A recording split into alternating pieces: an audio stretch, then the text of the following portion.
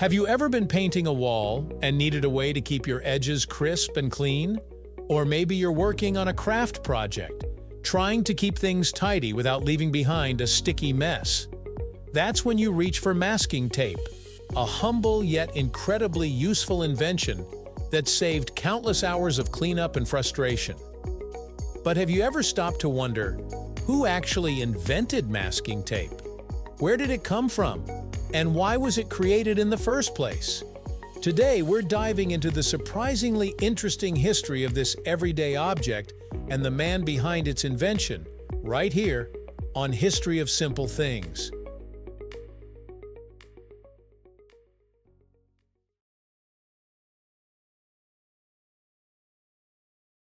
To understand the birth of masking tape, we need to rewind the clock back to the 1920s. The automotive industry was booming, and with that came a growing demand for two-tone paint jobs on cars.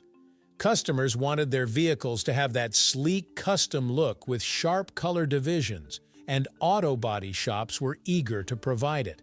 But painting two different colors on a car was a nightmare.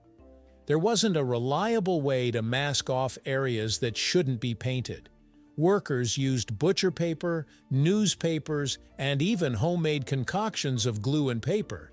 But these makeshift solutions either didn't stick well enough or stuck too much, ripping off fresh paint when removed. The process was messy, inefficient, and incredibly frustrating.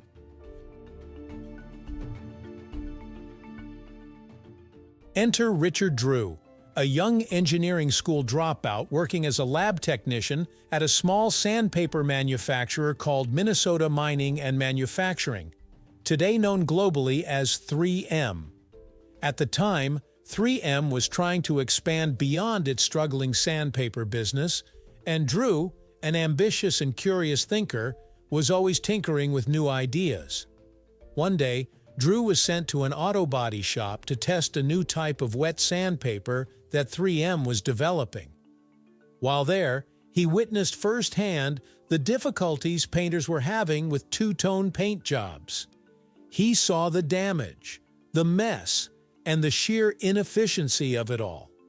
And that's when the idea hit him. What if there was a kind of tape that could stick well enough to stay in place during painting, but peel off cleanly afterward, without damaging the underlying surface?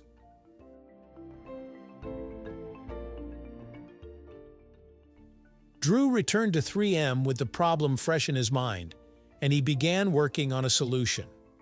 He experimented tirelessly, playing with adhesives and backing materials, trying to find the right balance between stickiness and removability. After months of trial and error, he came up with a tape made of thin crepe paper backed with a specially formulated adhesive that would stick well, but not too well. It was easy to tear by hand, flexible enough to mold around edges, and most importantly, it could be removed without ruining the paint job beneath it. This invention, introduced in 1925, became the world's first masking tape. Funny enough, the tape's name actually has an interesting origin. When Drew first tested his early version of the tape at a local auto shop, he applied adhesive only along the edges, trying to be economical. But when the tape didn't stick properly, one of the painters reportedly got frustrated and yelled, "Take this tape back to those Scotch bosses of yours and tell them to put more adhesive on it." The term Scotch, which was slang at the time for being stingy, ended up sticking, no pun intended. Eventually, 3M adopted the name Scotch tape for their adhesive products, and it became one of the most recognized brand names in the world. Richard Drew's invention of masking tape wasn't just a one-hit wonder. He continued innovating, and just 5 years later, in 1930, he developed the first transparent cellophane tape, what we now commonly refer to as Scotch tape. That tape also had a massive impact on both everyday life and industry, especially during the Great Depression. People used it to repair torn pages, mend broken toys, patch up household items, and extend the life of everyday goods. It became a symbol of resourcefulness and ingenuity during hard economic times. Back to masking tape. Its use is quickly expanded beyond auto shops. As painters, carpenters, crafters, and even medical professionals realized its potential, it became an indispensable tool in a variety of industries. Over time, 3M and other companies developed different versions of masking tape for specific needs, some stronger, some more heat-resistant, some designed for delicate surfaces.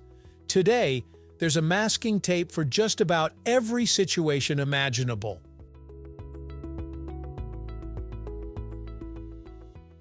The story of masking tape is a perfect example of how innovation often comes from observing problems in the real world and daring to come up with a better solution.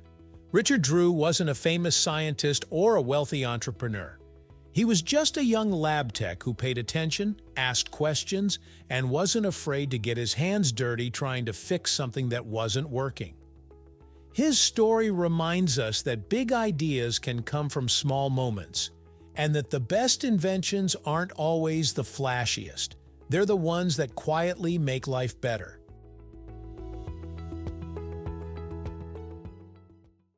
What's even more impressive is how this simple strip of paper and adhesive has stood the test of time. Nearly a century later, we're still using masking tape in much the same way it was originally intended.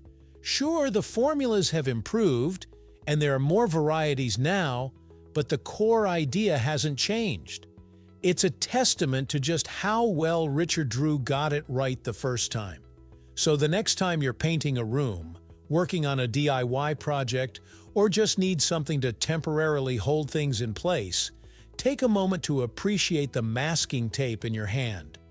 Behind that everyday object is a story of curiosity, creativity, and perseverance. It's not just a roll of tape, it's a little piece of innovation history. Thank you for watching. If you have suggestions for our next video, feel free to share them in the comments below. We'll be sure to give you an acknowledgement for your contribution. Thank you for joining us on this journey through the history of simple things. Don't forget to like, subscribe, and stay tuned for more stories woven through the smallest details.